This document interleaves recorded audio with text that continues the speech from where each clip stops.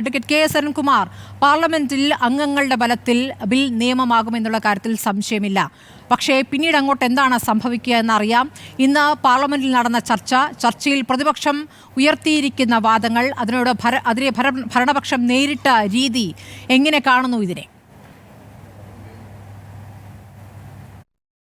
ഇതിപ്പോ ഈ നിയമം അവതരിപ്പിച്ചുകൊണ്ട് തന്നെ രാജ്യത്തെ മുസ്ലിങ്ങളുടെ ഉന്നമനത്തിന് വേണ്ടിയിട്ടുള്ളൊരു നിയമം എന്നതാണ് അവതരിപ്പിച്ച മന്ത്രി പറഞ്ഞത്.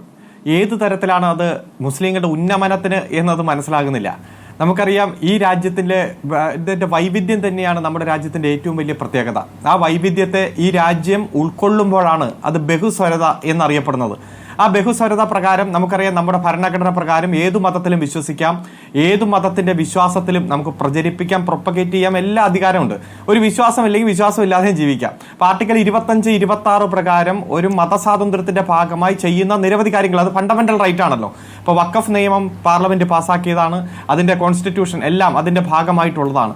ഇപ്പോൾ ഇടപെടുമ്പോൾ മുസ്ലിം ലീഗിന്റെ പ്രതിനിധി ഇവിടെ സൂചിപ്പിച്ചു, ഏത് തരത്തിലാണ് മുസ്ലിങ്ങളുടെ ഉന്നമനത്തിന് ഇപ്പോൾ ഏതെങ്കിലും തരത്തിൽ വഖഫ് നൽകിയ ആളുകൾ അത് അനന്തരാവകാശികൾക്ക് തിരിച്ചെടുക്കാമെന്ന് പറയുമ്പോൾ ആ പ്രോപ്പർട്ടി ഇങ്ങനെ ബ്ലാങ്ക് പ്രോപ്പർട്ടി അല്ലല്ലോ.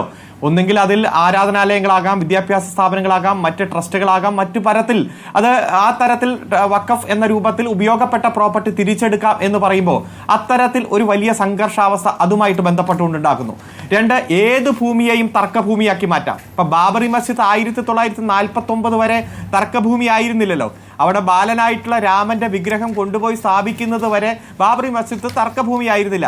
പിന്നെ അത് തർക്കഭൂമിയായി വന്ന് ഒരു 40-42 കൊല്ലം കൊണ്ട് അത് തകർത്ത് തരിപ്പണമാക്കുന്നത് വരെ ഉണ്ടായിട്ടുള്ള സാഹചര്യം നമ്മുടെ മുന്നിലുണ്ടാകാം. ഇപ്പോൾ ഒരു പ്രശ്നമില്ലാത്ത വഖഫ് പ്രോപ്പർട്ടി പോലും തർക്കഭൂമിയാക്കി മാറ്റി അത് ഗവൺമെന്റുമായിട്ടാണ് ഡിസ്പ്യൂട്ടെങ്കിൽ ഒരു ഗവൺമെന്റ് ഉദ്യോഗസ്ഥന് അതിൽ തീരുമാനമാക്കി എടുക്കാം.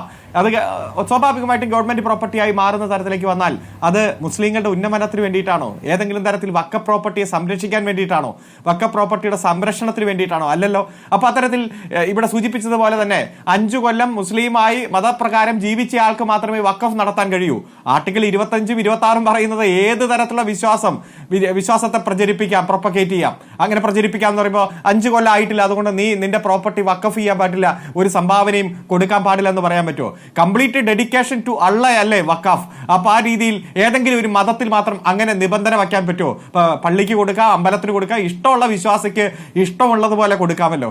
അതുപോലെ തന്നെ വഖഫ് ബോർഡിൽ പ്രധാനമായും അമുസ്ലിങ്ങളായിട്ടുള്ള 2 പേരെ കോട്ട് ചെയ്യാം. ഇപ്പൊ പറയുന്നത് എഡ്യൂക്കേഷൻ ക്വാളിഫിക്കേഷൻ വെച്ചിട്ട് കോട്ട് ചെയ്യാം. ഏതെങ്കിലും അമ്പലത്തിന്റെ ഭരണസമിതിയിൽ മറ്റു മതത്തിൽപ്പെട്ടവരെ നിയോഗിക്കാൻ ഇവിടെ സമ്മതിക്കുമോ ആ മതത്തിൽപ്പെട്ടവർ?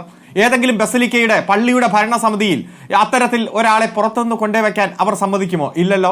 അതെല്ലാം വിശ്വാസപരമായിട്ടുള്ള കാര്യങ്ങൾ തന്നെയാണ്. അതാണ് ഇന്ത്യയുടെ ഭരണഘടന കൊടുക്കുന്ന മതസ്വാതന്ത്ര്യം. ആ മതസ്വാതന്ത്ര്യത്തെ ഭരണഘടനയെ ഇല്ലായ്മ ചെയ്ത്, മൗലിക അവകാശങ്ങളെ ഇല്ലായ്മ ചെയ്തത് 2 പേർ പുറത്തുനിന്ന് വരട്ടെ എന്ന് പറയുന്ന സാഹചര്യം നമ്മൾ കാണുകയാണ്. സെക്ഷൻ 109 വഖഫ് ആക്ടിലെ 109 പ്രകാരം സംസ്ഥാന ഗവൺമെന്റുകൾക്ക് റൂളുകൾ നിർമ്മിക്കാം, ഇടപെടാം. ആ അധികാരങ്ങളെല്ലാം ഇല്ലായ്മ ചെയ്തു, ഒമിറ്റ് ചെയ്ത് കളഞ്ഞു. എല്ലാം അധികാരം, അതായത് ഫെഡറലിസത്തെ തന്നെ തകർത്തുകൊണ്ട് മുന്നോട്ട് പോകുന്നു. ഇത്തരത്തിൽ ഏകപക്ഷീയമായിട്ടുള്ള ഈ നീക്കങ്ങൾ നടത്തുന്നത് ഏതെങ്കിലും മുസ്ലിം കമ്മ്യൂണിറ്റിയെ സഹായിക്കാനോ വഖഫ് പ്രോപ്പർട്ടിയുടെ സംരക്ഷണത്തിനോ വേണ്ടിയിട്ടല്ല. ഏതെങ്കിലും വഖഫ് അന്യാധീനപ്പെട്ടു പോകുന്നു, അനധികൃതമായി കൈവശം വയ്ക്കുന്ന പ്രശ്നങ്ങൾ ഉണ്ടെങ്കിൽ അതിനെ അഡ്രസ്സ് ചെയ്യാൻ ഈ നിയമത്തിൽ തന്നെ അതിൻ്റെതായിട്ടുള്ള വകുപ്പുകളുണ്ട്. അല്ലെങ്കിൽ ആ നിയമം ശക്തിപ്പെടുത്താൻ ഏതെങ്കിലും തരത്തിലുള്ള നിർദ്ദേശങ്ങളാകാം. പക്ഷേ ഈ നിയമത്തിന്റെ അന്തസ്സത്ത തന്നെ തകർക്കുന്ന, അടിസ്ഥാനപരമായിട്ടുള്ള കാര്യങ്ങൾ വരെ തകർക്കുന്ന ഇടപെടൽ നടത്തുന്നത് ഈ രാജ്യത്തിന്റെ ന്യൂനപക്ഷം എന്നുള്ള ആ അസ്തിത്വം തന്നെ ഇല്ലാതാക്കാൻ വേണ്ടിയിട്ടാണ്.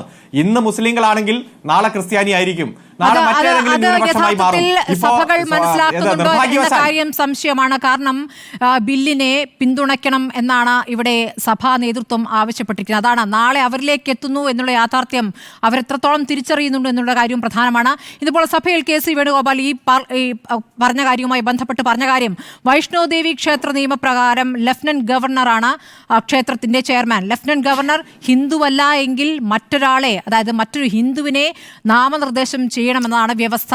അപ്പോൾ അതിലൊക്കെ ആ വ്യവസ്ഥ കൃത്യമായി പാലിക്കപ്പെടുകയും അത് പള്ളിയല്ല എന്ന് പറഞ്ഞുകൊണ്ട് ഈ വഖഫിന്റെ കാര്യത്തിൽ അമുസ്ലിങ്ങളും വരട്ടെ, അത് സർക്കാർ വിഷയം എന്ന രൂപത്തിൽ വ്യാഖ്യാനിക്കുകയും ചെയ്യുന്നിടത്താണ് മുഴുവൻ ദുരുദ്ദേശവും വ്യക്തമാകുന്നത്.